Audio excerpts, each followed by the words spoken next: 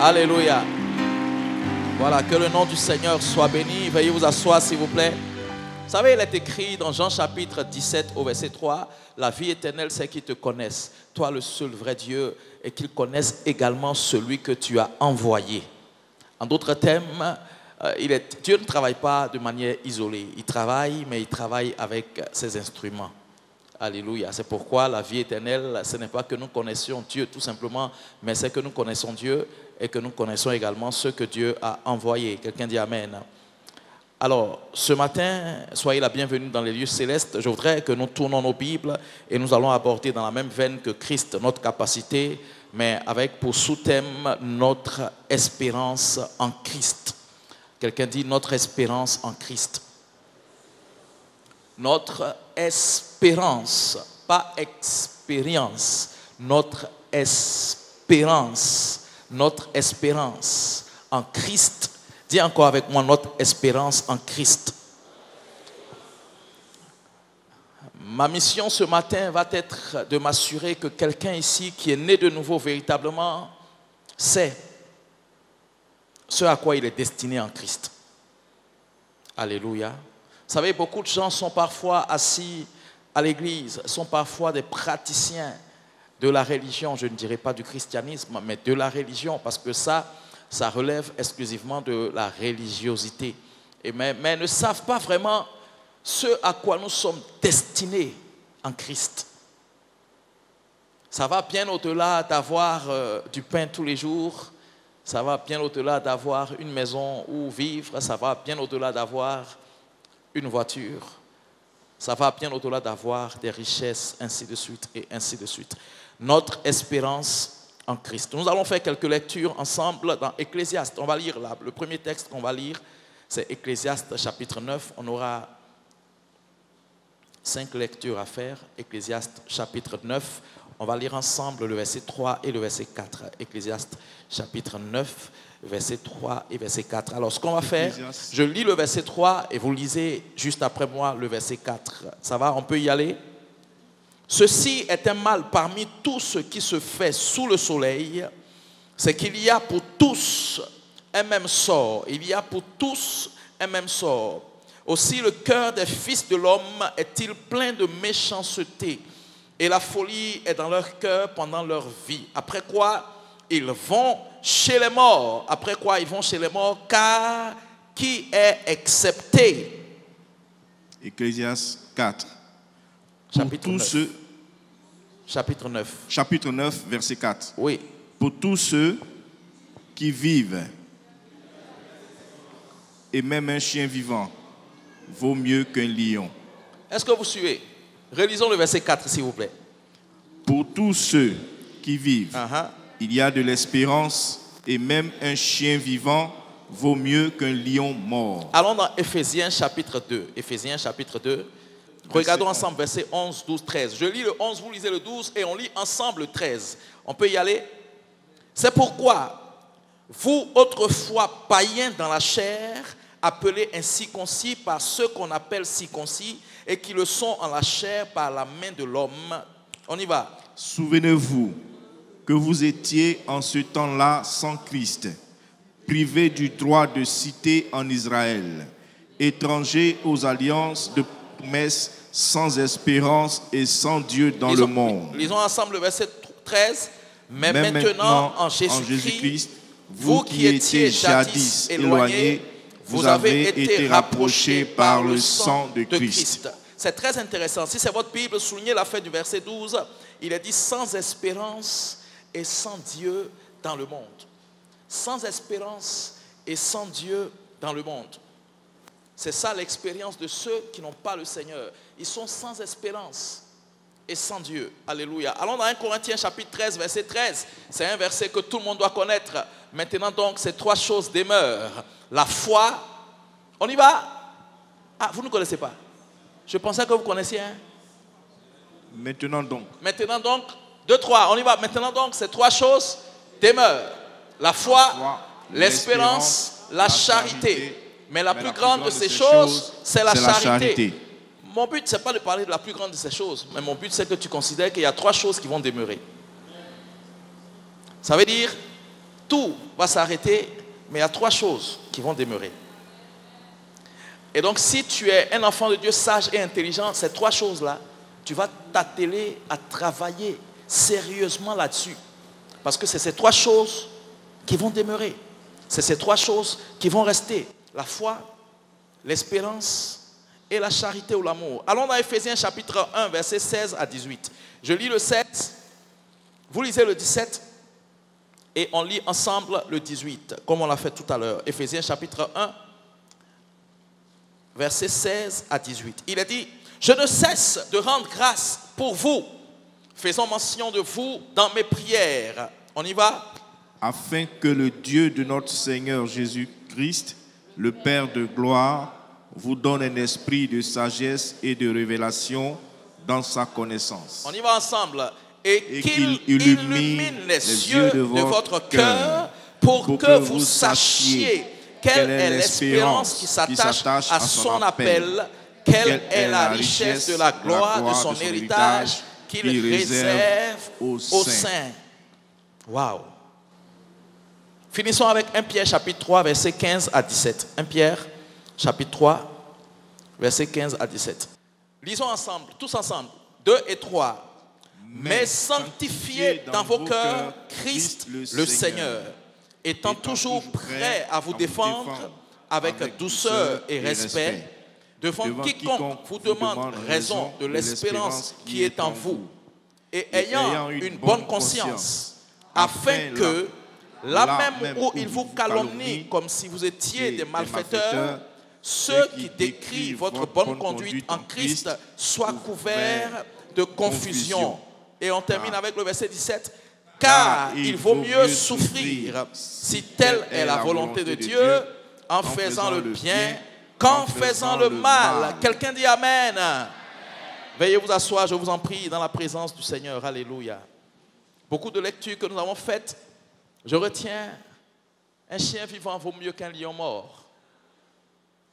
Quelqu'un dit avec moi, un chien vivant vaut mieux qu'un lion mort. Vous savez, le lion, dans toute sa force, dans toute sa gloire, dans toute sa royauté et dans toute la terreur qu'il inspire à la forêt et à tout ce qui se trouve dans la forêt, quand il se couche, il s'est couché. Et le chien qui est domestique, qui ne fait pas peur, qui n'inspire rien du tout, mais qui tient sur ses pieds. Quelqu'un dit avec moi, un chien vivant vaut mieux qu'un lion mort. Vous savez, le lion, dans toute sa force, dans toute sa gloire, dans toute sa royauté, et dans toute la terreur qu'il inspire à la forêt et à tout ce qui se trouve dans la forêt, quand il se couche, il s'est couché. Et le chien qui est domestique, qui ne fait pas peur, qui n'inspire rien du tout, mais qui tient sur ses pieds, est préférable au lion qui est mort. Dieu n'est pas en train de dire que le chien est plus important que le lion, non. Il est juste en train de dire que tant qu'il y a la vie, c'est ce qu'il y a de mieux. Alléluia. Tant qu'il y a la vie, c'est ce qu'il y a de mieux. Et ensuite, dans Éphésiens chapitre 2, j'aime bien ce verset, il parle de ce que sont les païens, ceux qui ne connaissent pas Dieu. Et la différence qu'il y a entre eux et nous qui connaissons Dieu. Vous savez, il ne faut pas faire d'amalgame, il ne faut pas se tromper.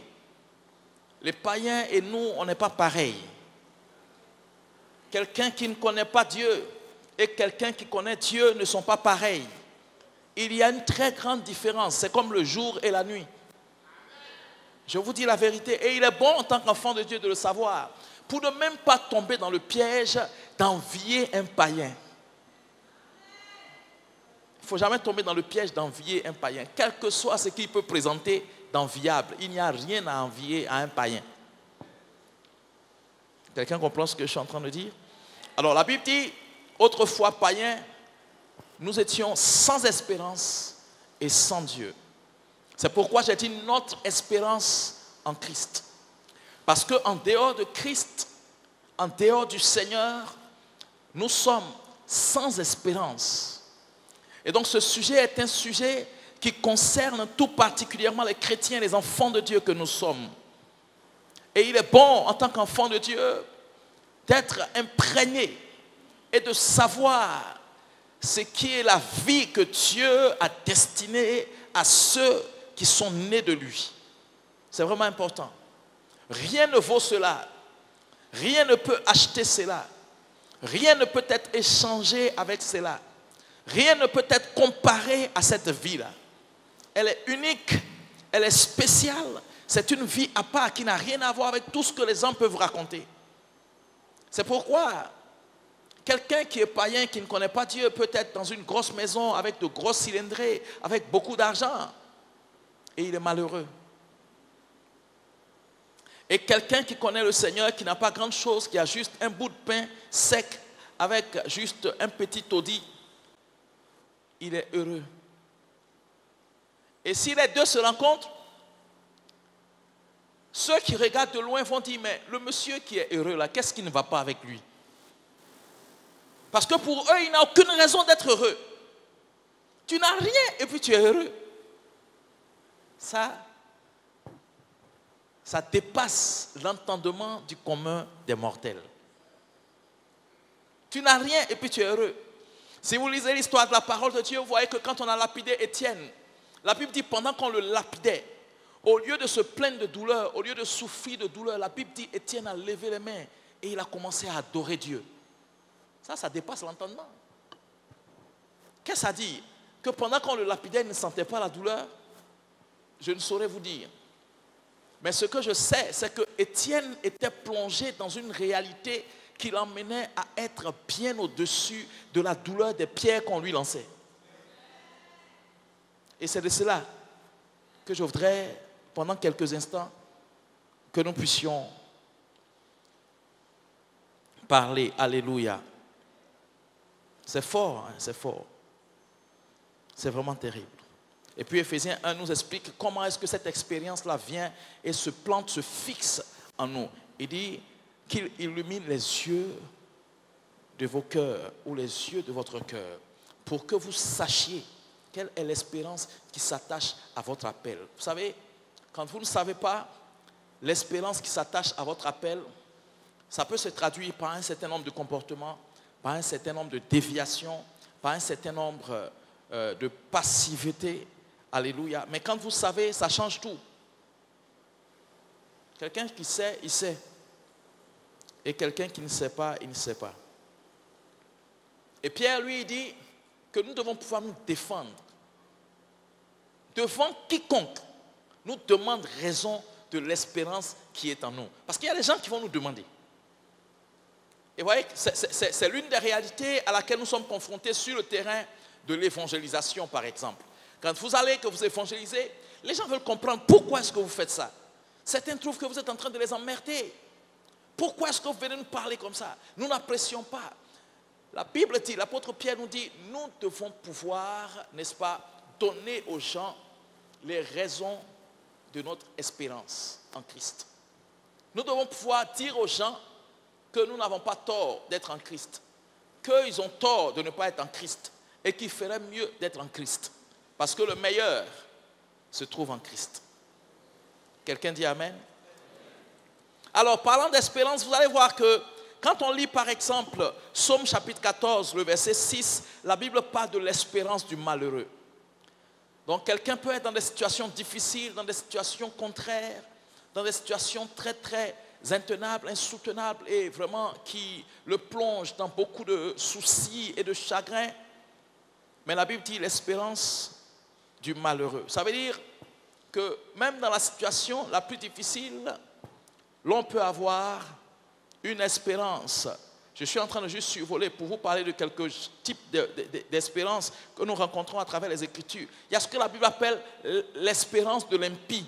L'impie, c'est celui qui ne marche pas selon les règles de spiritualité, de la religion, si vous voulez, on peut dire ça comme ça. Et la Bible parle de l'espérance de l'impie. Et dans Job chapitre 8, au verset 13, la Bible dit que l'espérance de l'impie périra. Quelqu'un dit Amen. Ça veut dire que l'impie qui a une espérance, son espérance n'ira nulle part. Son espérance périra. Et quand on va plus loin dans Proverbe 10 au verset 28, la Bible parle de l'espérance des méchants. Et la Bible dit aussi concernant l'espérance des méchants que cette espérance périra ou se détruira. Alléluia. Vous vous rappelez dans Genèse chapitre 37 l'histoire du jeune Joseph à cause des rêves qu'il avait et de toutes ces belles choses que Dieu lui avait montrées, que Dieu lui avait promises, la parole de Dieu dit que ses propres frères, pas des étrangers, ses propres frères, ses frères, même père, avec qui il partage le même sang, ont commencé à nourrir le projet de nuire à la vie de Joseph. Ça, c'est ce qu'on appelle l'espérance des méchants. Et je me réjouis de ce que Proverbe 10 au verset 28 dit, l'espérance des méchants périra. Ça veut dire, ce n'est pas parce que quelqu'un a dormi, il s'est réveillé, il a mangé, il est content, qu'il va te nuire. Nous sommes au mois de décembre. Une étude a montré que la période allant de novembre à décembre est beaucoup plus tragique en termes de malheur, en termes de catastrophes, en termes d'incidents, d'accidents, que de janvier jusqu'à novembre. Parce que la période allant de novembre jusqu'à décembre est une période de densité spirituelle. De densité spirituelle terrible. Ils se sont levés et dit, voici le faiseur de rêves. Tuons-le et mettons fin à ses rêves. Mais la bonne nouvelle, c'est que pendant qu'ils disent, tuons-le et mettons fin à ses rêves, il y a une voix qui s'élève au milieu d'eux qui dit, on ne peut pas le tuer. C'est notre frère.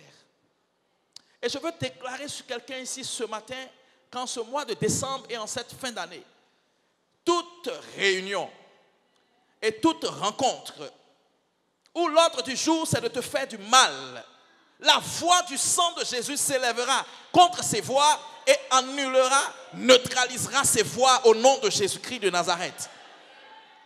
Oh, dans Job, il a dit, il anéantit les projets des hommes rusés. Ça veut dire, s'il y a quelqu'un quelque part qui commence à penser du mal de toi, s'il y a une confrérie quelque part qui commence à dire ou à planifier du mal de toi, même dans ton sommeil, une voix s'élèvera. La voix du sang de Jésus s'élèvera et parlera en ta faveur pour que le mal qui a été médité ou qui a été planifié contre toi périsse et soit détruit au nom de Jésus. Quelqu'un dit avec moi, au nom de Jésus. Aucun malheur ne t'arrivera dans ce mois de décembre. Aucun accident ne t'arrivera dans ce mois de décembre. Aucune destruction n'entrera dans ta maison dans ce mois de décembre. Aucune destruction n'attaquera tes finances dans ce mois de décembre. Les blocages ne seront pas ton partage. Et tout ce que l'ennemi planifie pour retarder, pour détruire, pour voler, pour nuire, ne t'atteindra pas en ce mois de décembre au nom puissant de Jésus-Christ de Nazareth. Quelqu'un me dit Amen. Nous avons un Dieu qui est vivant pour faire taire l'espérance des méchants. Nous avons un Dieu qui se tient pour nous, pour annuler et détruire l'espérance des hommes rusés et des méchants. Alléluia. Je vous assure, c'est incroyable de voir que parfois des personnes proches, des personnes que nous estimons, des personnes qui sont apparemment bien, peuvent avoir des intentions et des projets de nous nuire dans le secret. Mais je déclare et je décrète ce matin que quels que soient les plans secrets, quelles que soient les conspirations de Satan et de l'enfer, aussi sûr qu'il y a une conspiration, il y aura une victoire pour l'enfant de Dieu. Notre espérance triomphera au nom de Jésus-Christ de Nazareth. Quelqu'un me dit Amen. La Bible déclare que les gens ont planifié de faire mourir Assuérus. Pendant qu'il planifiait, quelqu'un qui n'a pas fait attention, mais qui était quelque part dans les parages, a entendu le complot. Et il allait dire à Esther, qui a rapporté au roi. On a vérifié, c'était exact. On a mis la main sur les comploteurs et on les a exterminés. Celui qui médite ta mort aura deux choix. Il aura deux options. Soit il te rejoint dans la foi en Christ pour échapper, ou bien il tombe dans son propre piège. Il n'y a pas une troisième option. C'est l'un ou c'est l'autre. Quelqu'un me dit Amen. Ésaïe 54, le verset 15. Si l'on forme des complots contre toi, cela ne viendra pas de moi. Aucun complot contre toi ne viendra de l'Éternel. Aucune conspiration contre toi ne viendra du Seigneur. Aucun plan de nuire, de détruire, de faire du mal ne viendra du Seigneur en ce qui te concerne en ce mois de décembre. Quelqu'un me dit Amen. Dis-moi Amen, Amen, Amen. le ciel se tiendra pour toi. Et le ciel veillera sur toi. Vous savez, la Bible dit qu'il y avait un naufrage. Il y a eu un naufrage. Et tel que la situation s'est présentée, en principe, personne ne devait pouvoir s'en sortir. Mais avant qu'il n'y ait des dégâts, Paul s'est levé. Il dit, ne vous inquiétez pas. Il n'y aura de dégâts sinon que ceux du navire. Les hommes qui étaient dans le navire ont tous été épargnés. Pourquoi? Parce qu'il y avait dans le navire Paul, serviteur du Seigneur. Si le malheur devait atteindre quelqu'un dans ta maison, à cause de toi, le malheur ne viendra pas. Si le malheur devait atteindre un proche, à cause de toi, le malheur ne viendra pas. Dis-moi amen, dis-moi amen, dis-moi amen. Alléluia, alléluia, alléluia. Vous savez, la grâce a une fonction. La grâce est extensible.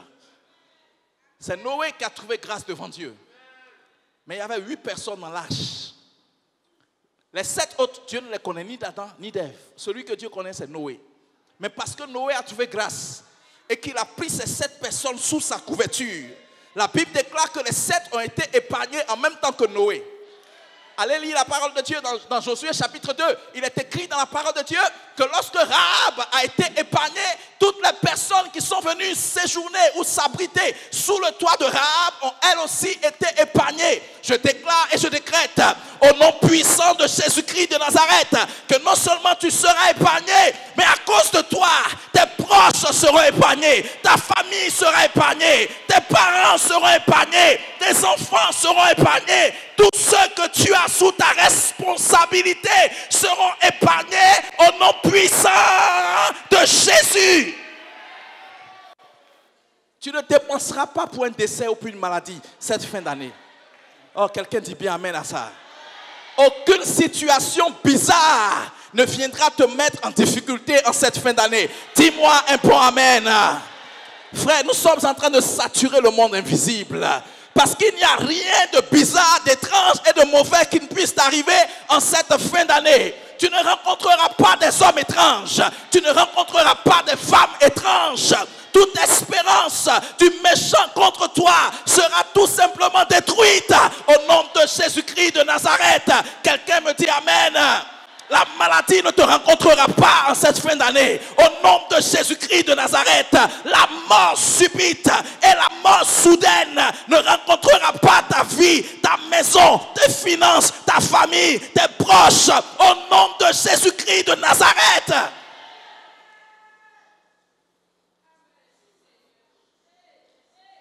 Si quelqu'un devait mourir à cause de toi, la personne ne mourra pas. Je dis la personne ne mourra pas. La personne ne mourra pas. L'ange de l'Éternel sera envoyé vers la personne au moment où elle en aura le plus besoin pour la délivrer de la mort. Je prophétise cela au nom puissant de Jésus-Christ de Nazareth.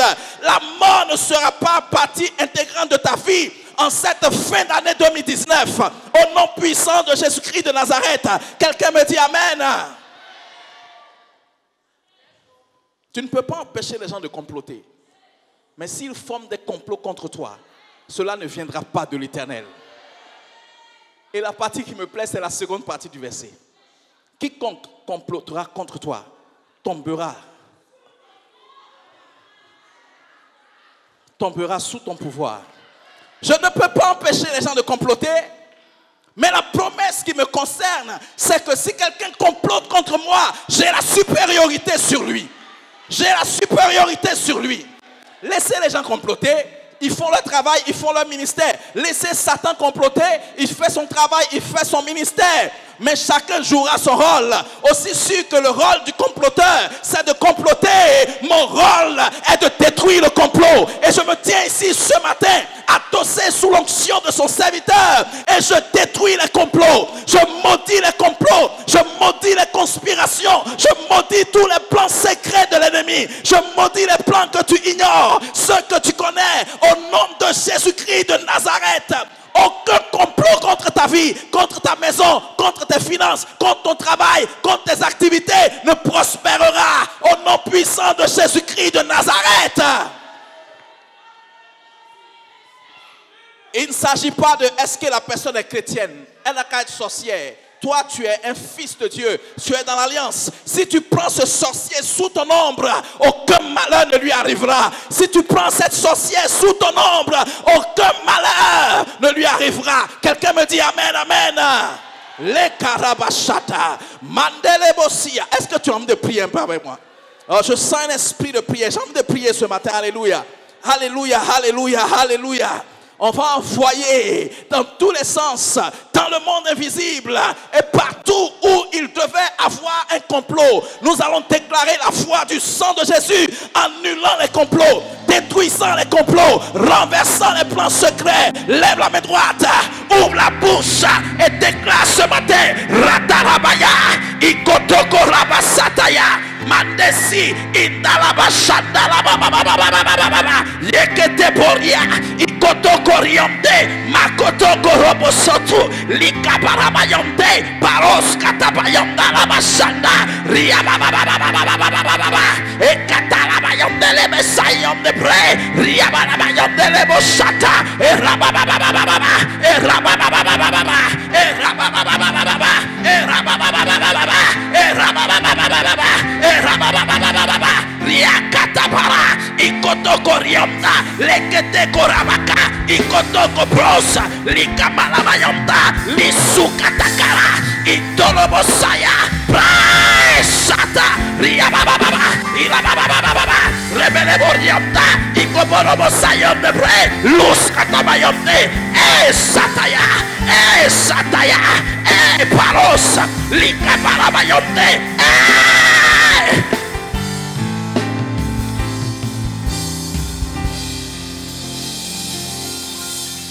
Alléluia. Nous sommes des fils de Dieu. Et si Dieu se tient pour nous, nous faisons la majorité. Est-ce que quelqu'un comprend ce que je dis? Vous savez, la Bible dit que quand Achitophel a rejoint le camp de Absalom, le camp de Absalom est devenu puissant. Quand David a appris que Achitophel a rejoint le camp de Absalom, David n'a pas fait de commentaire. Il s'est mis à genoux, il a fait une seule prière: Seigneur, anéantis les conseils d'Achitophel. Et celui qui s'est mis à genoux devant Jéhovah, qui avait l'onction sur lui, est celui qui a gagné, est celui qui a triomphé à la fin.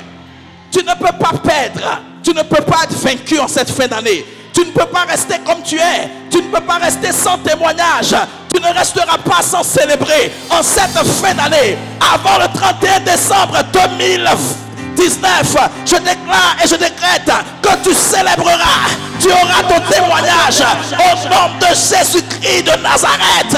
Quelqu'un me dit amen. Alléluia.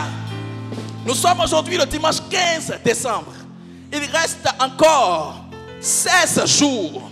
Au 17e jour, nous sommes en 2020. Et je veux mettre quelqu'un ici au défi. Si tu n'as pas vu Dieu de janvier jusqu'à maintenant, en 2 semaines, Jéhovah peut apparaître sur ton chemin et te donner un témoignage. En 2 semaines, le Dieu d'Abraham, d'Isaac et de Jacob peut descendre dans l'arène, descendre dans ton défi, descendre dans ta situation et retourner l'ordre des choses. Je déclare au nom de Jésus-Christ de Nazareth que tu reçois ton témoignage, que tu reçois ton témoignage, que tu reçois ton témoignage, que tu reçois ton témoignage, que tu reçoives ton témoignage au nom de Jésus-Christ de Nazareth.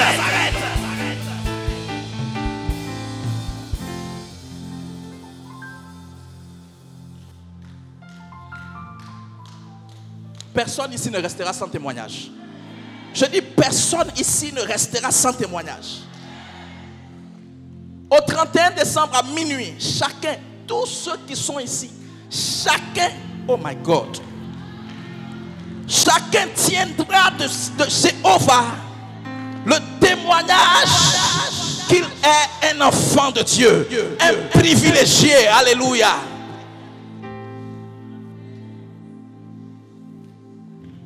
L'espérance des méchants ne prospérera point. Elle ne prospérera point. C'est la voie qu'ils ont choisie, c'est leur choix. Mais ils n'auront pas le dessus sur nous. Ésaïe 54, le verset 16 dit: tu as créé le destructeur Sinon, tu as créé l'ouvrier. Celui qui par son travail fabrique une arme. Mais tu as aussi créé le destructeur pour détruire cette arme. Je suis le destructeur ce matin. Tu es le destructeur ce matin. Quelles que soient les armes que l'ennemi a pris le soin de créer dans le secret comme dans le physique, je déclare et je décrète ce matin que ces armes seront sans effet. Sans effet. Sans effet. Et j'aime bien le verset 17, Ésaïe 54. Toute arme forgée contre toi sera sans effet. Et toute langue qui s'élèvera en justice contre toi, tu la condamneras. Tu la condamneras. Tu la condamneras. Tu la condamneras. Est-ce que quelqu'un sait que son héritage en tant que serviteur de Dieu, c'est de condamner, c'est de condamner, c'est de condamner toutes les langues qui s'élèvent contre lui. Dis avec moi, je condamne au nom de Jésus toutes les langues qui s'élèvent contre moi, contre ma maison, contre mes affaires, contre ma famille, contre mes finances. En cette fin d'année, je les condamne, je les condamne, je les condamne au nom de Jésus. Alléluia. Lève la main droite, dis avec mon Père Céleste, tu as ma permission pour entrer dans tous mes combats et dans toutes mes batailles, pour descendre dans tous mes défis et dans toute tempête par laquelle je passe. Au moment même où je t'invoque, Seigneur, tu descends et la tempête s'arrête. Le combat est gagné, le défi est relevé. Au nom de Jésus, au nom de Jésus, quelqu'un crie Alléluia.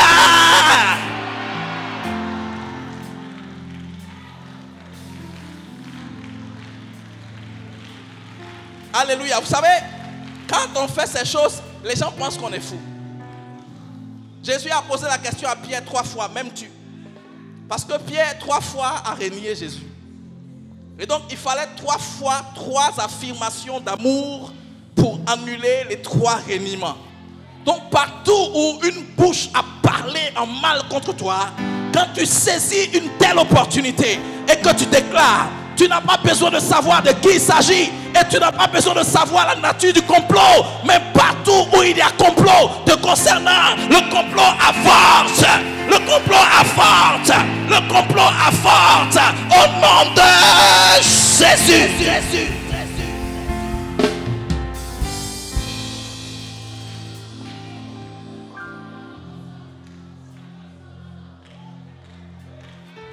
Vous qui suivez en ligne, mettez-vous en prière, mettez-vous en prière, mettez-vous en prière. C'est sérieux ce qui est en train de se passer. Nous déclarons au nom de Jésus, l'ennemi n'aura pas le dessus sur nous. L'ennemi n'aura pas l'avantage sur nous. Au nom puissant de Jésus-Christ de Nazareth, l'ennemi ne te surprendra pas. L'ennemi ne me surprendra pas. Au nom puissant de Jésus-Christ de Nazareth, aussi sûr et aussi vrai que le ministère de Satan, c'est de voler, c'est de égorger, c'est de détruire. Je déclare et je décrète qu'en ce mois de décembre, en cette fin d'année, il n'y aura pas de vol dans ma vie, il n'y aura pas de destruction dans ma vie et il n'y aura pas de mort dans ma vie. Au nom puissant de Jésus-Christ de Nazareth, et Makataya, et Sikata Brandos, Indelebo Shandarabayanta, Riabababoria, Lekete Korabakayante, Malos Katabayanta, Likorabakaya, Itoko Borobo Soto,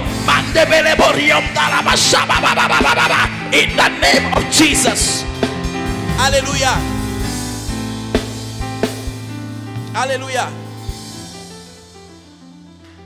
Si les gens complotent contre toi en cette fin d'année, ça va tourner à ton avantage. Ça dit le complot là va finir en témoignage pour toi et en célébration. Parce que tu es hors d'atteinte. Tu ne peux pas être une victime en décembre 2019. Il n'y aura pas de victime dans ta maison. Il n'y aura pas de victime en ce qui concerne tes affaires et tes finances. Il n'y aura pas de victime en ce qui concerne tes projets et tes attentes. Cette année sera couronnée de pierres. Tu finiras l'année en beauté. Tu finiras l'année en célébration. Tu finiras l'année avec des témoignages. Au nom de Jésus-Christ de Nazareth. Quelqu'un dit je reçois et je reçois.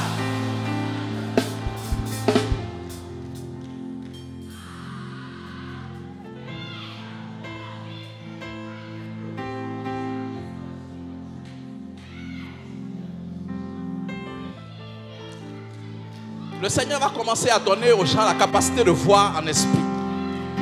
Tu vas voir des complots que Satan est en train de faire contre ta maison, contre ta famille, contre ton mari.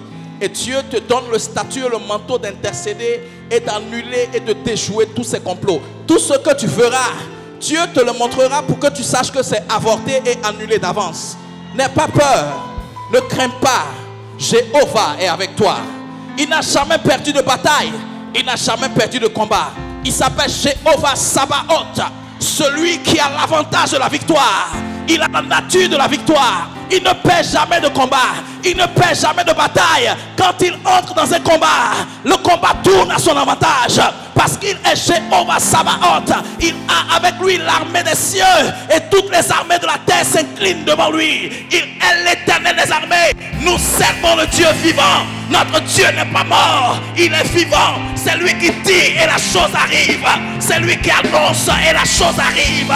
Il ouvre et personne ne ferme. Il ferme et personne ne peut ouvrir. Il ramène à la vie ce qui était mort. Il appelle à l'existence ce qui n'existait pas. Et la chose arrive. Il annonce et s'accomplit. Notre Dieu est vivant. Il est celui qui parle à la tempête, qui parle au vent, qui parle à la pluie. Et la pluie s'arrête. La tempête s'arrête. Toute tempête dans ta vie, en ce mois de décembre, entends la voix de Jéhovah au nom de Jésus-Christ de Nazareth. Est-ce que je peux parler à quelqu'un? Est-ce que je peux parler à quelqu'un? De la même façon que tu es confus, tu ne comprends pas la situation par laquelle tu passes. Les 2 semaines qui arrivent, tu seras confus par les miracles qui vont t'arriver.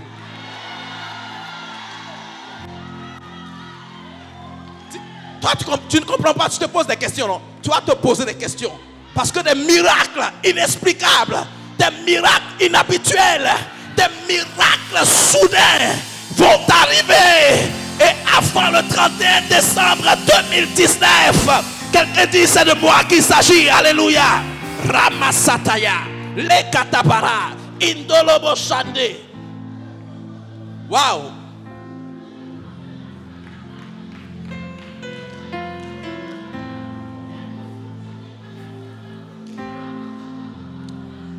Je vois des personnes ici qui voyaient, qui avaient des visions par le passé, mais qui ne voient plus. Pendant que nous sommes dans cette atmosphère, la main du Seigneur se pose sur vous et le Seigneur est en train de vous restaurer cette capacité à voir dans le monde invisible, cette capacité à avoir des visions d'une telle clarté et à savoir quelle est la pensée de Dieu pour la saison, pour la circonstance et pour la saison à venir. Au nom de Jésus-Christ de Nazareth. Merci Saint-Esprit. Alléluia. Asseyons-nous dans la présence du Seigneur. Alléluia. C'est important que nous fassions cela.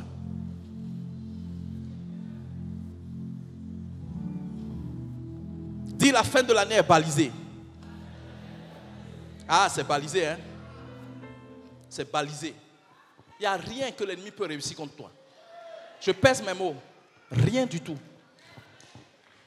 Alléluia, alléluia, alléluia. Makarabashata. In the name of Jesus. Merci Jésus, merci Saint-Esprit. Béni sois-tu, alléluia. C'est ce qu'on appelle l'espérance des méchants.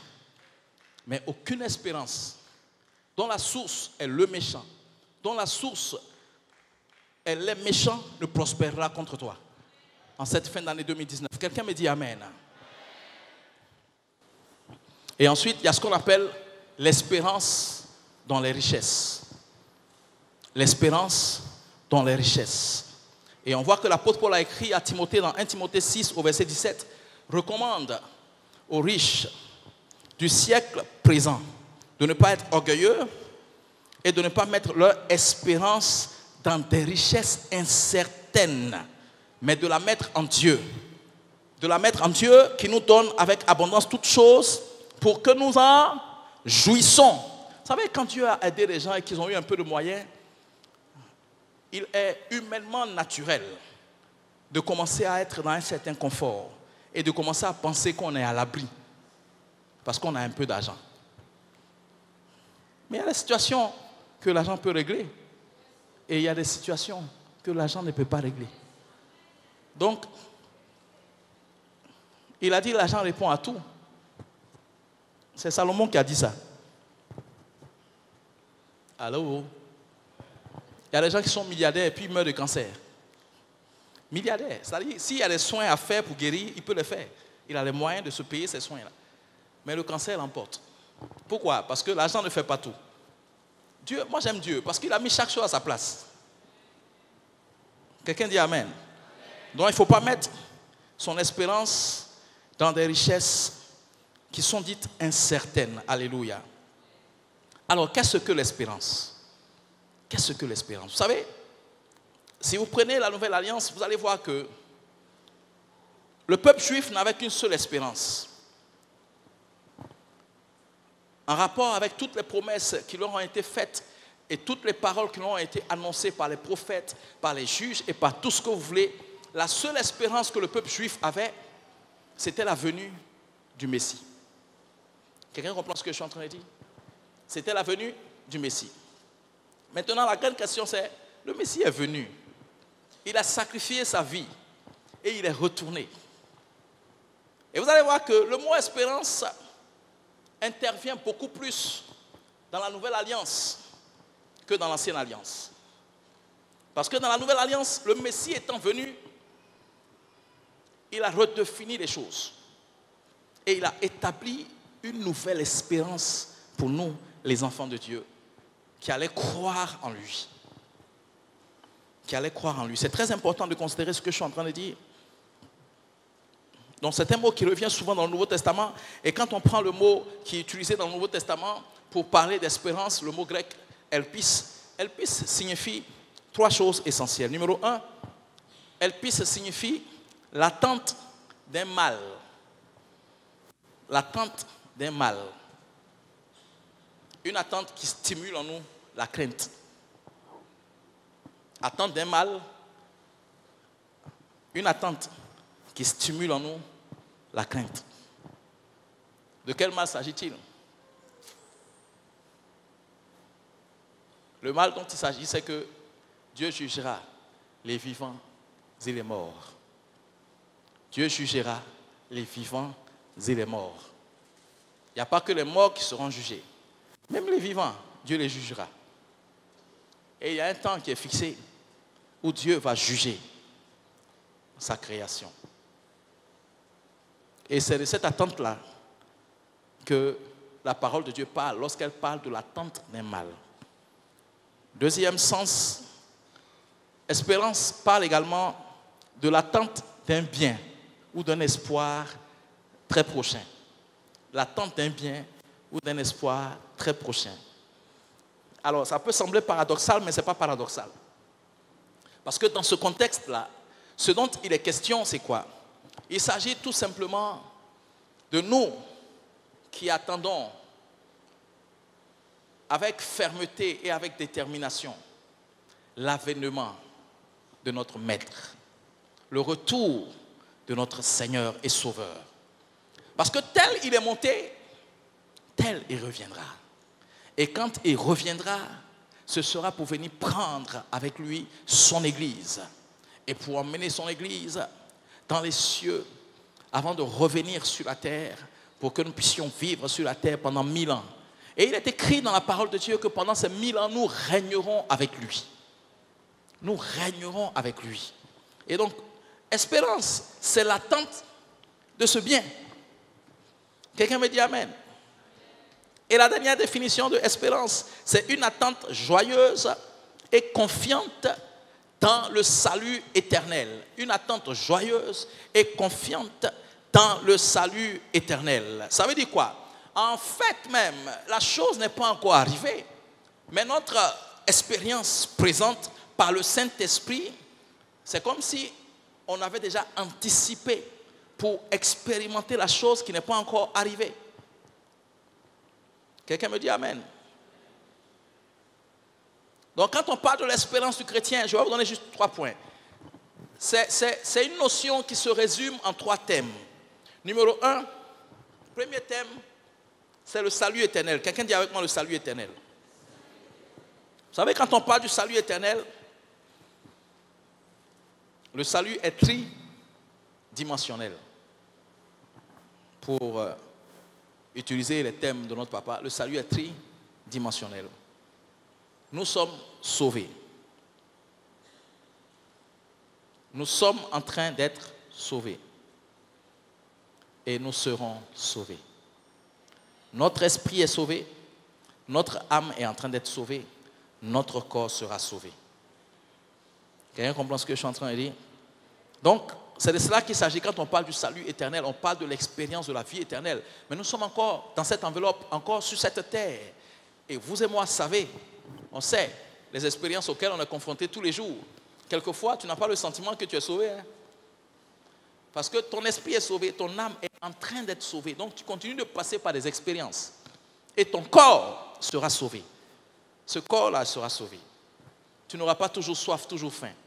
Tu n'auras pas toujours mal. Tu ne seras pas toujours en train de souffrir. Un temps va venir où il n'y aura plus de douleur, il n'y aura plus de pleurs, il n'y aura plus de souffrance. Ah, quand je pense à ça, je prie et je suis impatient que ce temps arrive. Parce que même quand tu as l'argent, tu souffres. Regarde, tu as l'argent, si une carie dentaire t'a pris, ou bien tu as l'argent si tu as fait une indigestion, on peut t'hospitaliser pour ça. Pourtant, tu as les moyens. Et par inadvertance, tu t'es retrouvé avec une indigestion. Malgré tes moyens, tu peux être couché.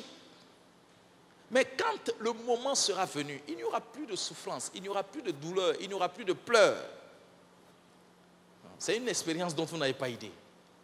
C'est extraordinaire ce qui va se passer. Alléluia. Donc, le salut éternel. Numéro 2, l'espérance du chrétien se résume également dans ce que j'ai dit tout à l'heure, dans l'avènement du Seigneur. Quelqu'un dit avec moi l'avènement du Seigneur. Qui sait ce que c'est que l'avènement du Seigneur? C'est le thème biblique, hein? C'est comme ça que c'est dit dans la Bible. L'avènement du Seigneur, c'est comme ça que c'est dit dans la Bible. Qui a déjà une notion de ce que c'est que l'avènement du Seigneur? Vous savez, dans 1 Thessaloniciens chapitre 5, à partir du verset 15, il est dit, voici en effet ce que nous déclarons d'après la parole du Seigneur. Nous les vivants, restez pour l'avènement du Seigneur. Nous ne dévancerons pas ceux qui sont morts. Car le Seigneur lui-même a un signal donné à la voix d'un archange et au son de la trompette de Dieu descendra du ciel. Et les morts en Christ ressusciteront premièrement. Les morts en Christ ressusciteront premièrement.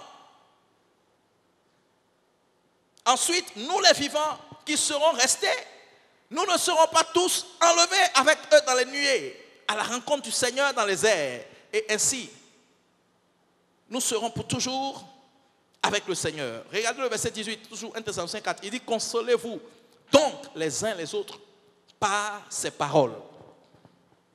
Consolez-vous donc les uns les autres par ces paroles. C'est des choses que nous devons garder à l'esprit. C'est des choses que nous devons garder dans notre cœur. Et c'est des choses qui doivent être pour nous un sujet d'encouragement. Quelqu'un me dit amen. Ton amen est bizarre.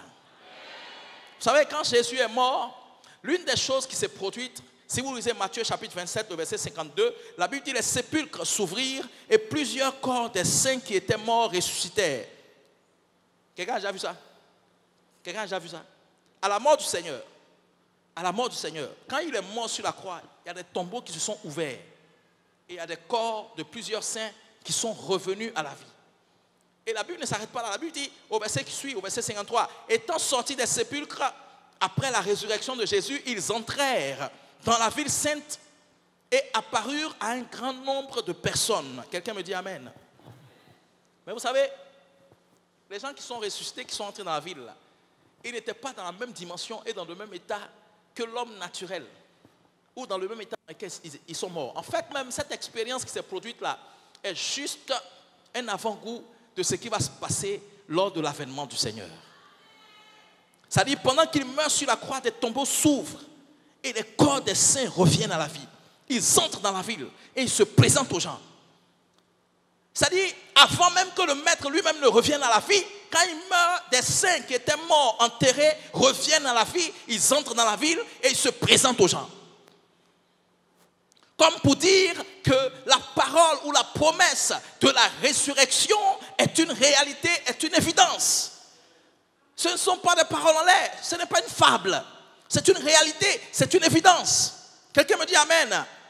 La Bible dit dans Thessaloniciens, nous serons changés. Quelqu'un dit avec moi, je serai changé. Aïe, aïe, aïe. Quand tu ne comprends pas ça, tu vois, il y a beaucoup de choses qui peuvent te fatiguer. Mais quand tu comprends ça, tu es à un certain niveau. Nous serons changés. Nous serons changés. Et la Bible dit que nous allons revêtir l'incorruptibilité. La Bible dit, nous allons laisser ces corps mortels et nous allons revêtir des corps glorieux. Ah, my God. Ah, my God. Est-ce que quelqu'un est avec moi? Est-ce que quelqu'un comprend ce que je suis en train de dire? Vous savez, et Dieu nous a donné beaucoup d'évidence dans sa parole pour attester que nous serons changés et nous allons revêtir l'incorruptibilité, la gloire. Quand on lit l'histoire de Moïse dans Exode chapitre 33, le verset 29, la Bible dit que Moïse est allé chercher Dieu pendant plusieurs jours, 40 nuits. Et quand il est descendu, on ne pouvait plus regarder Moïse. Parce que son visage, la Bible dit, la peau de sa face avait commencé à resplendir.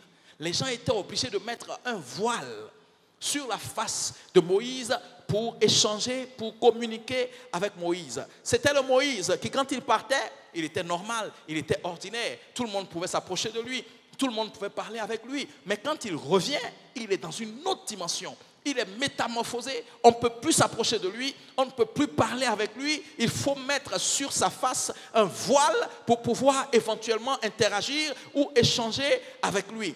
Ce n'est pas le seul. Quand on lit la parole de Dieu, dans Actes chapitre 6 au verset 15, la Bible parle d'Étienne. Et la Bible dit que pendant que Étienne était devant le Sanhédrin et qu'ils étaient en train de l'accuser de blasphème, la Bible dit que quand les gens ont fixé les regards sur Étienne, son visage leur parut comme celui d'un ange. Son visage leur parut comme celui d'un ange. C'est-à-dire, pendant cette scène-là, les gens étaient en train de regarder Étienne. Et à un moment donné, Étienne a été métamorphosé. En fait, métamorphosé, ce n'est pas le bon terme. Étienne a été transfiguré. Il a été transfiguré. Ça veut dire, tu as une dimension spirituelle. Mais tu es dans une réalité physique. La transfiguration, c'est quand ta réalité ou ta condition spirituelle commence à dépeindre sur ta réalité physique. Alors on peut avoir le sentiment que celle-là n'est pas simple. Celui-là, il n'est pas normal. Pourquoi? Parce que Dieu a commencé à faire paraître ta réalité invisible, ta réalité spirituelle. Regardez, Jean chapitre 17, Jésus a dit, j'ai fait ta volonté, je t'ai glorifié. Glorifie-moi de la gloire que j'avais auprès de toi. Et quand on lit Matthieu chapitre 17, verset 1, la Bible dit, il a pris avec lui Pierre, Jacques et Jean. Et il s'est retiré avec eux sur la montagne des Oliviers. Et il les a laissés quelque part, il s'est retiré pour prier. Et la Bible dit, sous leurs yeux, le Seigneur a été transfiguré. Il a été transfiguré. Moïse transfiguré, Étienne transfiguré, notre Seigneur lui-même, qui est le modèle parfait, a été lui aussi transfiguré. Toutes ces choses-là, pour nous donner l'évidence que lorsque le moment viendra, nous allons revêtir un corps qui n'est pas ordinaire, mais un corps qui est glorieux, un corps que la maladie ne peut pas affecter, un corps que le péché ne peut pas affecter, un corps que la douleur ne peut pas affecter. Quand cette heure viendra, nous allons revêtir l'incorruptibilité. La Bible dit, nous allons revêtir l'immortalité. Quelqu'un me dit Amen. Frère, ça là, il n'y a que Jésus seul qui garantit ça. Vous ne verrez nulle part dans une quelconque religion de telle garantie. Mais il n'a pas attendu de juste nous donner des paroles et puis attendre que les choses arrivent en leur temps. Non, il nous a donné des évidences. Moïse transfiguré, Étienne transfiguré, lui-même transfiguré. C'est-à-dire, lui, il a été vis-à-vis. Ce n'est pas pour dire tu as eu vision. Non. C'est-à-dire, tu regardes comme avec tes yeux et puis tu le vois changer de nature, changer de face et commencer à rayonner et à resplendir comme si c'était le soleil qui brillait. Et les gens sortent du tombeau, ils entrent dans la vie. Tout ça, c'est pour nous donner des évidences de la résurrection à venir. Frère, l'affaire là, elle est sérieuse. Et elle va plus loin que manger du pain et dormir dans une maison. Il s'agit de la gloire. Quelqu'un dit avec moi la gloire. Oh, tu ne dis pas bien, dis avec moi la gloire. Donc c'est ici même l'évidence que nous allons être tous changés.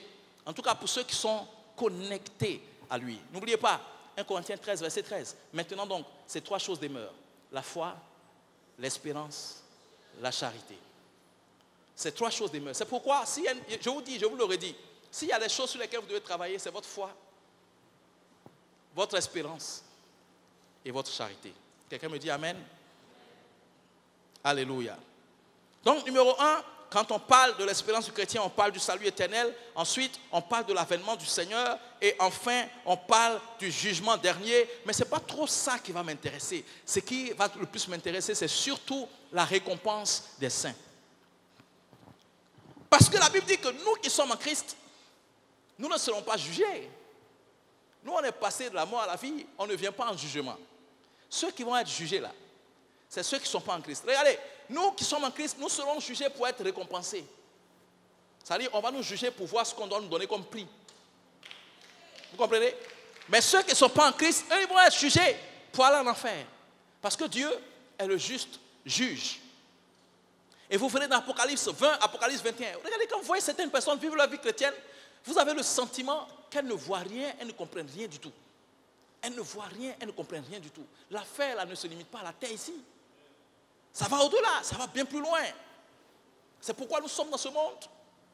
Et nous sommes déterminés à vivre la vie de Dieu. Nous sommes déterminés à prendre la parole de Dieu et à marcher au quotidien avec cette parole. Quelqu'un me dit Amen.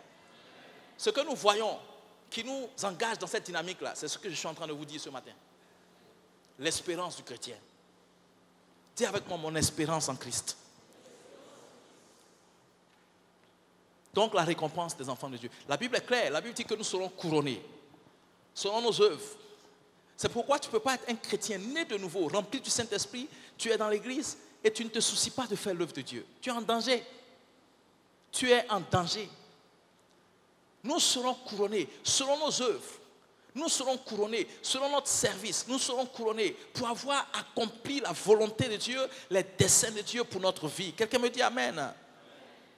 Je vais survoler rapidement ce que fait l'espérance. Ce que fait l'espérance. Je vais vous épargner des détails. Ce que fait l'espérance. Numéro 1, l'espérance nous stimule à la pureté. Nous stimule à la pureté. 1 Jean chapitre 3, verset 3. Quiconque a cette espérance en lui se purifie, comme lui-même est pur. Vous voyez? Parce qu'il y a des gens qui pensent qu'on perd notre temps. On se fait du tort en nous purifiant. Mais c'est écrit, quiconque a cette espérance en lui se purifie comme lui-même est pur. Donc quand on voit des gens qui ne se purifient pas, ou quand on voit des gens qui sont plongés dans toute forme de dérive, toute forme de péché, en réalité, c'est parce que l'espérance de l'enfant de Dieu qu'ils sont n'est pas encore ancrée dans leur esprit, dans leur cœur. Sinon, quand ça commence à être ancré dans ton cœur, la Bible dit, c'est ce que Moïse a vu. Et puis il a renoncé à toutes les richesses, à tous les trésors de l'Égypte. N'est-ce pas? On voit ça dans Hébreux chapitre 11. Quand Moïse a vu la gloire à venir, la félicité, c'est-à-dire son statut même de prince de l'Égypte, là, il a vomi dessus. Et il a jeté ça. L'apôtre Paul dit, je regarde ces choses comme de la boue. Parce qu'il a été connecté à une nouvelle réalité, à une nouvelle expérience. Donc, tout ce qu'il avait par le passé comme étant des motivations, pour lui, il regarde ça désormais comme de la boue. L'espérance nous stimule à la pureté. Numéro 2, l'espérance nous maintient dans la foi. Nous maintient dans la foi. Quand tu vois quelqu'un qui rétrograde, c'est ça non? C'est comme ça on dit? Qui rétrograde. Voilà. Rétrograde. Tout le monde dit avec moi, rétrograde. Tu dis pas, il faut dire avec moi, je ne rétrograderai jamais au nom de Jésus. C'est un mot qui est un peu difficile à prononcer. Hein? Dis encore avec moi, je ne rétrograderai jamais au nom de Jésus. Je suis en Christ. Je demeurerai en Christ. Je mourrai en Christ. Je serai enlevé en Christ. Ah ah. Ah. Les gens se soucient d'avoir des funérailles pompeux. Funérailles pompeux là. Quand on finit de te mettre en terre, mais je prie Dieu que ton âme soit sauvée. Parce que sinon, on a fait pompeux sur la terre, on t'a enterré dans un cercueil en or, et quand tu arrives chez Dieu, tu es jugé, et puis on t'envoie en enfer. Et regardez le contraste. Regardez le contraste. Maintenant, quelqu'un qui peut-être est en Christ, mais comme son espérance n'était pas bien claire dans son cœur, il va aller en Europe, et puis il va passer sur le bateau, ou bien dans les bulles, pour aller en Europe. Et puis en partant, par la force des choses, il se noie. Donc on ne retrouve pas son corps. Son corps est perdu quelque part dans les eaux. Est-ce que vous savez? Non, c'est incroyable. Dieu est puissant. Apocalypse chapitre 20 dit, la mer va rendre les morts. La mer va rendre les morts. Apocalypse chapitre 20 dit, le séjour des morts et la mort va rendre les morts. La terre va rendre les morts. Tous les morts qui sont morts vont apparaître devant le juge quand le moment sera venu. L'affaire est sérieuse. Nous sommes dans une affaire trop sérieuse pour qu'on s'amuse. Alléluia. L'espérance nous maintient dans la foi. Romains chapitre 4, verset 18. Il a dit d'Abraham, espérant contre toute espérance, il crut, en sorte qu'il devint père d'un grand nombre de nations, selon ce qui lui avait été dit, telle sera ta postérité. Regardez le verset 19, toujours dans Romains 4. Il dit, et sans faiblir dans la foi, il ne considéra point que son corps était déjà usé, puisqu'il avait près de 100 ans, et que Sarah n'était plus en état d'avoir des enfants. Verset 20, il ne douta point par incrédulité au sujet de la promesse de Dieu, mais il fut fortifié par la foi, donnant gloire à Dieu. Abraham avait une espérance. Et en face de lui, il y a des gens qui avaient une espérance tout à fait contraire à celle d'Abraham. Pendant que lui, Dieu lui a dit, tu seras père. Il y en a qui disent, toi, on va voir ici, toi, tu ne vas jamais avoir d'enfant. Il a dit, quiconque dans le secret est en train de faire des décrets contre toi, nous autorisons le Seigneur et son feu à les localiser. En décembre, là, il y a des gens qui vont être localisés. Il dit, on va t'appeler un matin pour dire, on ne sait pas ce qui s'est passé, le monsieur l'a pris feu. Il ne faut pas dire, c'est triste. Hein? Il aura été localisé. Les gens ont intérêt à être avec toi. Parce que s'ils sont contre toi, ils sont contre Dieu. Et s'ils sont contre Dieu, quelqu'un dit avec moi, fire!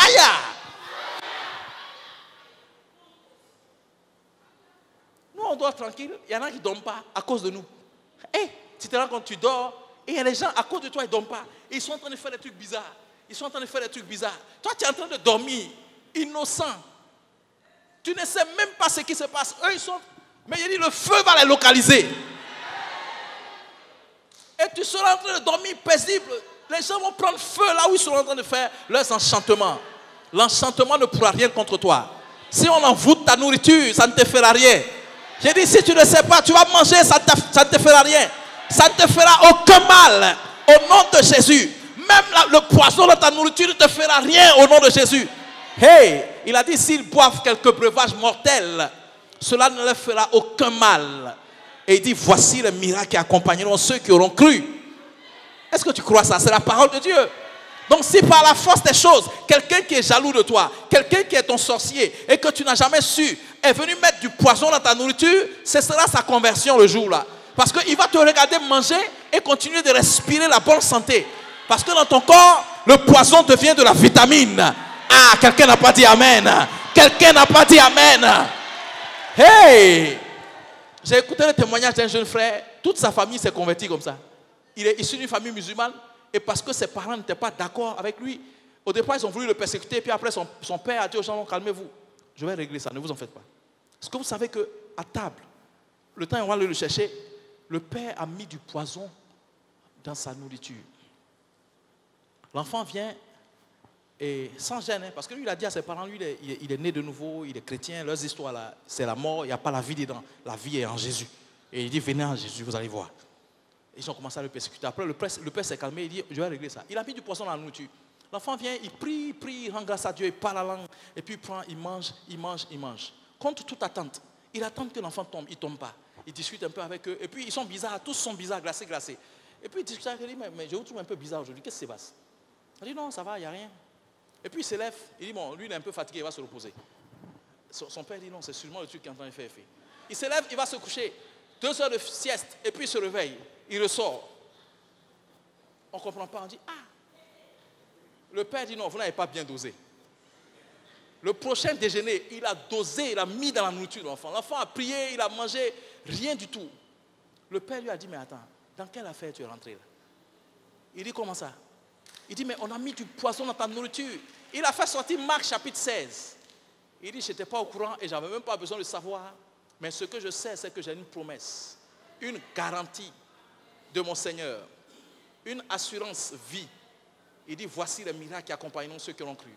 S'ils boivent quelques breuvages mortels, cela ne leur fera aucun mal. Son père dit, cette affaire-là, je veux rentrer dedans aussi. Hein? Toute sa famille, il les a emmenés à accepter le Seigneur, eux tous. Ils ont fait la prière du salut, ils ont accepté le Seigneur. Pourquoi? J'ai dit, ceux qu'on tue là, c'est parce qu'ils ont voulu qu'on les tue. Ils ne connaissent pas leur assurance vie.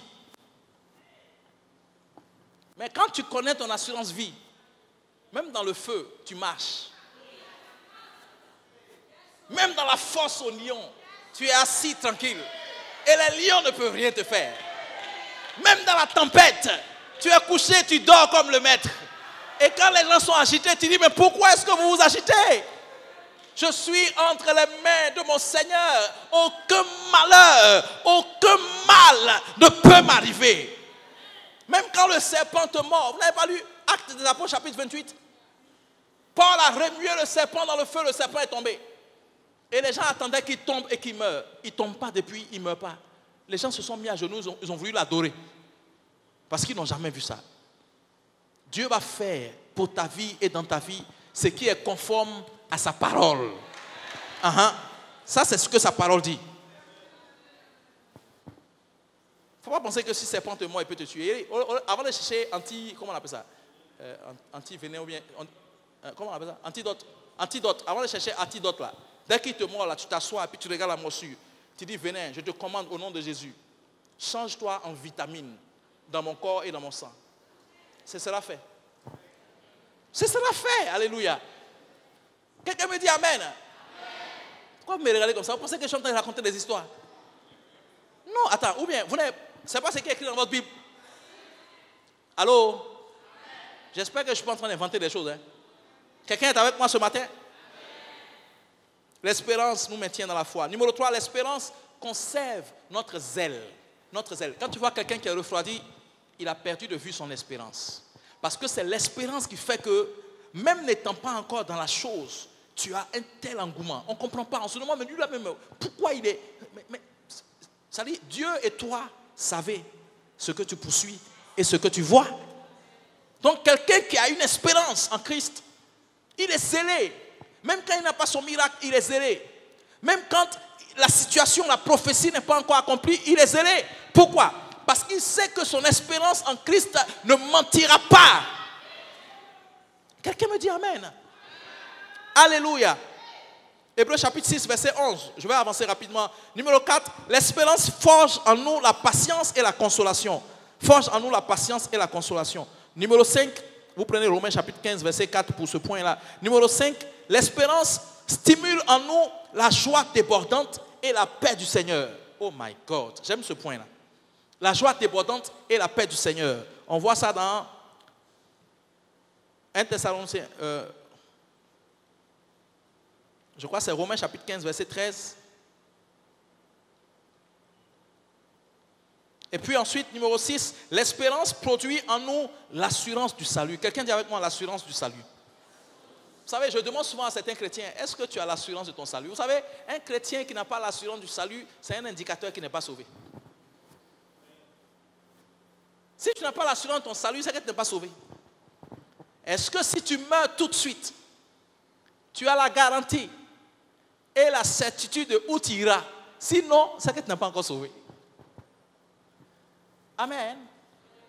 Regardez l'histoire du mauvais riche et du pauvre Lazare. La Bible dit, le riche mourut, il fut enseveli. Lazare mourut et il fut transporté par les anges. Nous, on n'a pas le même sort que les gens là. Mais nous, on sait où on va, on connaît notre destination. Donc, il faut avoir cette confiance, il faut avoir cette assurance pendant que tu es en vie. Si tu ne l'as pas, c'est un indicateur que tu n'es pas sauvé. Quelqu'un me dit Amen. Parce que ce n'est pas moi qui le dis. Romains chapitre 8, verset 24 dit, c'est en espérance que nous sommes sauvés. Ça veut dire quoi? On est sauvés, mais nous avons en fait en nous, enraciné dans notre cœur, l'espérance que nous sommes sauvés. Nous attendons juste que le moment arrive, que l'heure puisse sonner et la chose va être attestée. Et tous ceux, c'est pourquoi il faut parler de Jésus autour de vous. Hein. Sinon, il y a des gens là, ils vont dire à Dieu, celle-là, elle ne peut pas être sauvée. On a vécu ici pendant 12 ans. Elle ne m'a jamais parlé de cette histoire-là. Elle seule, elle ne peut pas être sauvée comme ça, je ne suis pas d'accord. Non, je suis sérieux. Hein. Vous êtes dans les endroits, vous n'avez jamais ouvert la bouche pour dire à quelqu'un, ma soeur, Jésus t'aime. Il veut ta vie pour donner à ta vie de la valeur et son vrai sens. Tu n'as jamais parlé de Jésus autour de toi. Toi seul, tu es né de nouveau. Autour de toi, il y a des gens même, ils n'ont jamais entendu Jésus même. Il dit, si tu te retrouves devant Dieu avec eux, ils vont dire à Dieu, celle-là, elle ne peut pas rentrer au paradis. Parce qu'on a fait 12 ans ici, elle ne m'a jamais dit cette affaire existe. Tu vois ce que ça fait comme polémique? Allô? Alléluia. Il faut parler de Jésus, hein? C'est sérieux l'affaire. Ce n'est pas affaire de direction de l'évangélisation et des missions. Regardez, quand on dit évangélisation, là, il y a des gens, ça ne les touche pas, ça ne les bouge même pas. Ça ne les bouge pas. Ça ne les bouge pas. Et il y en a qui ont pris maintenant le nouveau style. On dit évangélisation, il dit télé 100 000. Il dit, oui, on dit évangélisation. Il dit, oui, 100 000, c'est ma contribution. Je ne peux pas évangéliser, mais j'envoie mon argent en évangélisation. Ce n'est pas pareil. Hein? Non, ce n'est pas pareil. Dieu t'a fait avec une voix, avec une bouche, pour partager l'amour de Christ autour de toi. Quelqu'un me dit Amen. Ça n'a rien à voir avec donner ton argent. Si Dieu t'a donné l'argent, c'est normal que tu mettes ton argent dans l'œuvre de Dieu. Mais Dieu t'a donné la voix et la bouche pour que tu témoignes de son amour. Quelqu'un me dit Amen. Donc quand cette espérance est ancrée dans notre cœur, on partage, n'est-ce pas, l'amour de Dieu. 6e point, avant-dernier point, l'espérance stimule. Non, on est au 6e point, n'est-ce pas? Ceux qui notent. Hein? 6e point, donc on est au 7e point, le dernier point. L'espérance produit en nous, enfin, est pour nous une source d'encouragement. J'aime bien ce point-là, une source d'encouragement. Hébreux chapitre 6, verset 18. Afin que par deux choses immuables, dans lesquelles il est impossible que Dieu mente, nous trouvions un puissant encouragement. Nous dont le seul refuge a été de saisir l'espérance qui nous était proposée. Et le verset 19, toujours dans Hébreux chapitre 6, il dit, cette espérance, nous la possédons comme une ancre de l'âme, sûre et solide. Elle pénètre au-delà du voile. Alléluia. L'espérance est une puissante source d'encouragement. Ça veut dire quoi?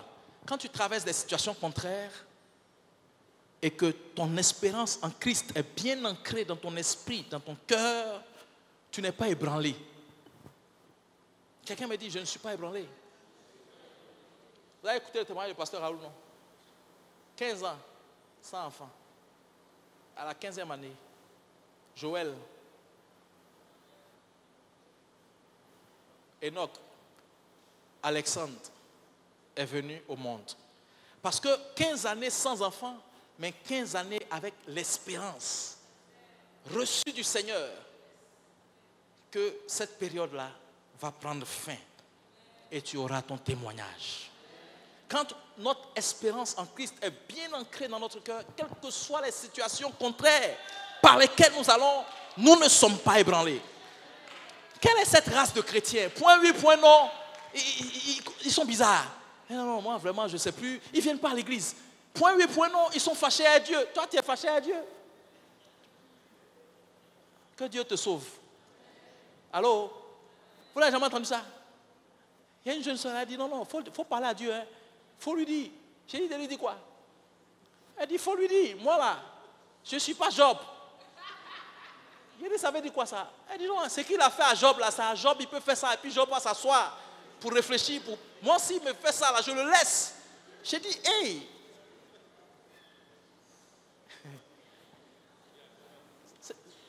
Vous vous rendez compte, quelqu'un qui parle à Dieu comme ça. Je lui ai dit, toi, si Dieu apparaît devant toi, tu peux lui dire ce que tu es en train de dire.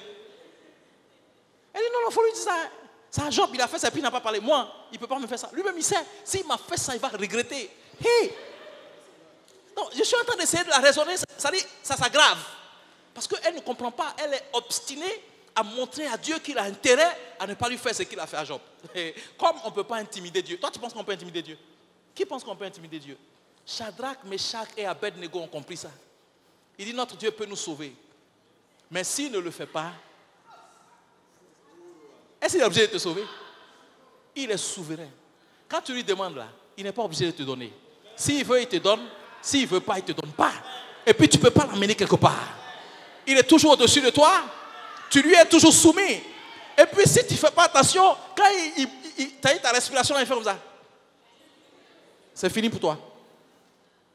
Tu as dit que ma respiration, quand j'ai fait là, ça ne descend pas. Ça ne descend pas. Il a bouché comme ça. Un peu seulement. La Bible dit ici, coupe le fil de ta vie. Ah! Toi, tu peux intimider Dieu. Arrêtons avec ces plaisanteries. Arrêtons avec ces plaisanteries. Il est là que nous sachions quelle est notre espérance en Christ.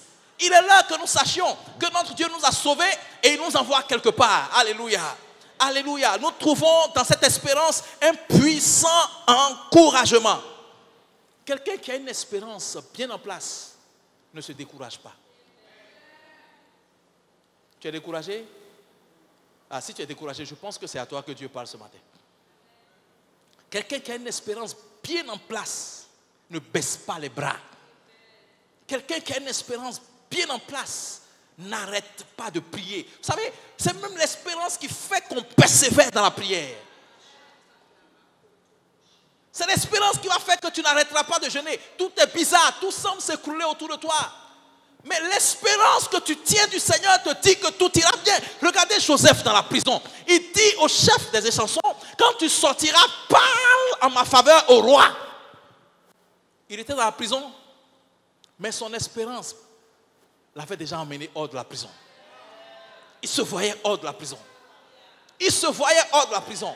Je ne sais pas quelle situation tu traverses, par quoi tu passes en ce moment. Mais je suis venu te dire ce matin, si tu es enfant de Dieu, il y a une espérance pour toi. Si tu es un fils de Dieu, il y a une espérance pour toi. Et ton espérance ne mentira pas. Ton espérance ne sera pas anéantie. Quelqu'un me dit Amen et Amen. Alors, je vais terminer sur mon propos. Je vais terminer sur ce propos. Vous savez, Lamentation 3 dit à partir du verset 19, c'est le prophète Jérémie qui parle. Donc ça veut dire que c'est un homme censé être très spirituel et qui est censé avoir une relation profonde avec Dieu. Est-ce que vous savez que même les hommes spirituels, il peut arriver qu'ils se découragent s'ils perdent de vue leur espérance? Lamentation 3 verset 19, il dit, quand je pense à ma misère, au poison et à l'absinthe, mon âme est abattue au-dedans de moi. Et il dit, je veux repasser à mon cœur ce qui me donnera de l'espérance. Les bontés de l'Éternel ne sont pas épuisées et ses compassions ne sont pas à leur terme. Mais chaque matin, elles se renouvellent. Oh, que ta fidélité est grande. Alléluia. Ça veut simplement dire que si tu penses à ces situations contraires, tu seras attristé. Tu risques même de vouloir te suicider, de vouloir mettre un terme à ta vie. Ce n'est pas ça que tu dois penser en tant qu'enfant de Dieu. Parce qu'il y a des situations contraires, mais il y a ton espérance en Christ. Je veux repasser à mon cœur ce qui me donnera de l'espérance. Je n'ai pas d'enfant, ok, mais j'ai une espérance en Christ. C'est qu'il n'y aura pas de femme stérile dans la maison de Dieu. Je n'ai pas de travail, ok, mais j'ai une espérance en Christ. C'est qu'il est celui qui ouvre et personne ne fermera. Je n'ai pas d'argent, ok, mais j'ai une espérance en Christ. C'est que l'or et l'argent lui appartiennent et il les donne à qui il lui plaît. Quoi encore? Quoi encore? Quoi encore? Je suis malade? Ok. J'ai une espérance en Christ. Il a porté mes douleurs. Il s'est chargé de mes souffrances. Le châtiment qui me donne la paix est tombé sur lui. Et par ses meurtrissures, je suis guéri. Tout est bloqué autour de moi. Ok. Mais j'ai une espérance en Christ. Porte élevée volento. Afin que le roi de gloire fasse son entrée. Alléluia. Quoi encore? Tu es en retard, tu es âgé, tu n'es pas marié, ok.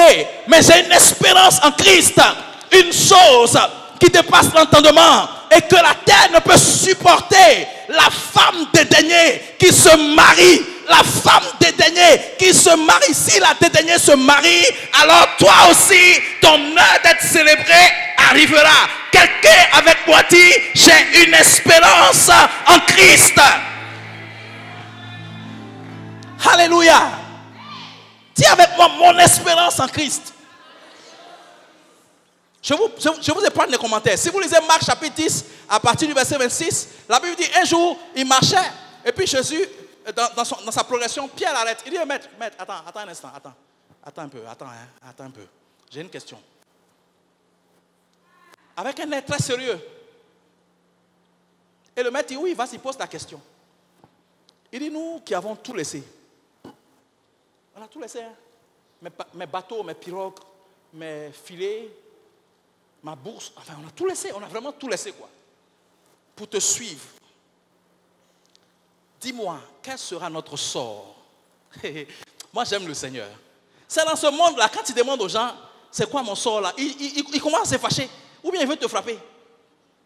Il dit, le maître, le modèle parfait, quand on lui a demandé quel sera notre sort, il dit, ok, je vais te répondre. Il dit, il n'y a personne. Quelqu'un dit avec moi personne. Ça dit, c'est inclusif. Ça dit, il n'y a personne. Ça veut dire que si tu es dans cette condition, tu es concerné par ce que le maître dit maintenant. Il dit, il n'y a personne qui, ayant laissé son père, sa mère, ses terres, ses biens, sa femme, ses enfants, pour me suivre, qui ne reçoivent présentement. Quelqu'un dit avec moi présentement. Et là, je vous parle pour terminer des deux aspects de notre espérance en Christ. Dis encore bien, présentement. Ça veut dire que notre espérance en Christ, ce n'est pas seulement une affaire d'éternité, une affaire de plus tard. Non, présentement. Dis avec moi, présentement. Il dit qu'ils ne reçoivent présentement dans ce siècle-ci, père, mère, maison, enfant, toutes ces choses que tu as laissées. Et il ne dit pas simplement toutes ces choses que tu as laissées, mais il dit au centuple. Dis avec moi au centuple. Oh, tu ne dis pas bien, dis au centuple. Hein? Vous savez, il y a des gens que Dieu a mis parfois sur mon chemin qui m'ont fait plus de bien que mon père m'en a fait. Ce ne sont pas mes parents. Je ne les connais ni d'Adam ni d'Ève. Vous comprenez? Je les ai juste rencontrés dans cette affaire de Jésus. Mais ils ont été emmenés à me faire plus de bien que mes parents ne m'ont fait. La parole de Dieu est la vérité. Et il dit au centuple. Ça veut dire que si tu as laissé ton père, il t'a régné à cause de la foi, Jésus va te donner des pères. Aïe, aïe, aïe, aïe. Est-ce que quelqu'un comprend ce que je suis en train de dire? Il dit, si des gens qui sont intimes à toi t'ont régné à cause de la foi, Dieu va les remplacer, multiplier par 100. Il dit présentement dans ce siècle-ci, et puis il dit, et dans le siècle à venir, la vie éternelle. Donc notre espérance en Christ commence à se matérialiser sur la terre. Avant qu'on arrive dans l'éternité. Dans l'éternité, c'est vrai, on sera avec lui, on sera couronné. Ok, il n'y a pas de problème. Mais entre-temps, maintenant, on fait quoi? Je suis venu dire à quelqu'un ici ce matin que tu as une espérance en Christ. Ne désespère pas. N'abandonne pas. Ne baisse pas les bras. Quelle que soit la situation par laquelle tu t'en vas, par laquelle tu passes, sache que tout enfant de Dieu n'est pas appelé au même sort que les gens de ce monde qui ne connaissent pas Dieu. Tu as une espérance en Christ. Et ton espérance en Christ ne mentira pas. Ton espérance en Christ ne sera pas anéantie. Quelqu'un me dit Amen. Et si tu es avec moi, acclame le Seigneur. Alléluia. Alléluia, alléluia, alléluia. Amen. Est-ce que tu es béni ce matin? Dis avec moi, mon espérance en Christ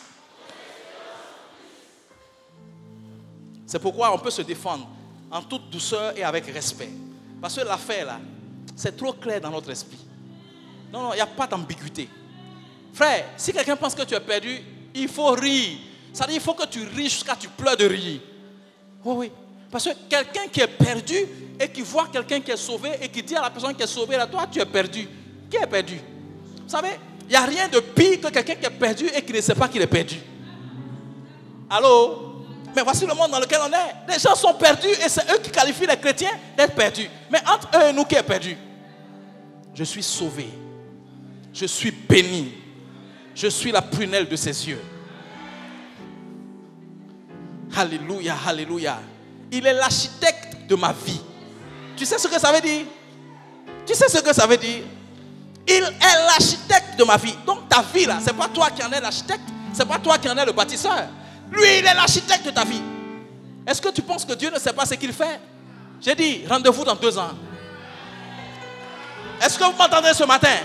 J'ai dit, rendez-vous dans 2 ans. Tenez-vous bien ce matin.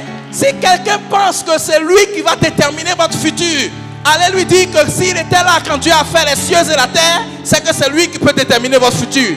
Et dites-lui, rendez-vous dans 2 ans. Faut prendre très au sérieux, il faut respecter la personne qui est assise à côté de toi. Parce que tu ne sais pas dans 2 ans où tu vas la rencontrer, où tu vas la trouver. Alléluia. Dis à quelqu'un, rendez-vous dans 2 ans. Déjà, rendez-vous le 31 décembre 2019.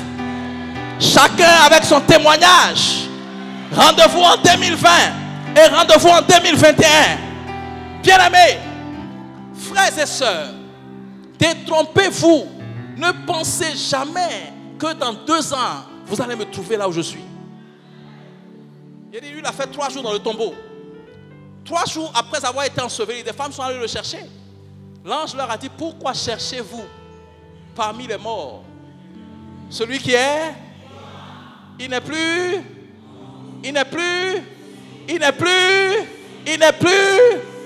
Lui, il habite 3 jours, il n'est plus là-bas. 2 ans, tu vas me trouver là où tu m'as vu. Et le moral, rendez-vous dans 2 ans. Rendez-vous dans 2 ans.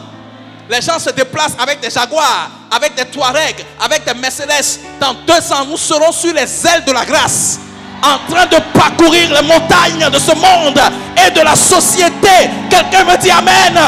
Écoutez, nous savons où nous allons. Nous savons où notre Dieu nous envoie. Nous savons que ce n'est pas pour mourir dans le désert, mais c'est pour aller à Canaan. Rendez-vous à Canaan. Quelqu'un dit Alléluia.